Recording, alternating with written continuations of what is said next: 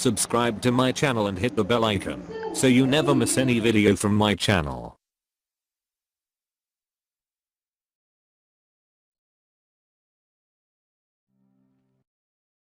In this video, you're going to learn how to balance chemical equations. The law of conservation of mass states that no atoms are lost or made during a chemical reaction. They cannot be made from nothing, and they cannot vanish into nothing. If you don't believe me, you try making an atom from nothing. The number of each kind of atom remains the same during a chemical reaction, even though they might arrange themselves differently in compounds. So here there are 6 oxygen atoms, and here, and here. But these are 3 different ways of arranging the atoms. Chemical reactions are all about rearranging atoms.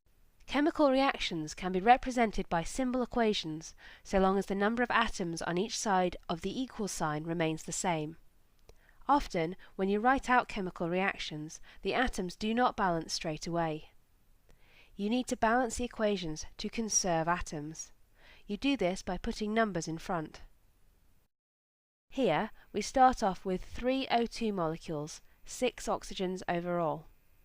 In the formula, you can work out how many atoms there are by doing 3 times the subscript, or little number, on the oxygen, which is 2. 3 times 2 is 6.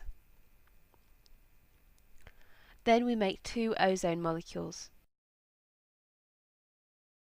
The subscript is now 3, so the number at the front has to be 2, so that something times 3 is equal to 6. The big numbers at the front change everything in the formula, whereas the small subscript numbers only change the element they follow after. Until you are really familiar with using formula symbols like this, it's much easier to draw out the molecules in full, as we have done here.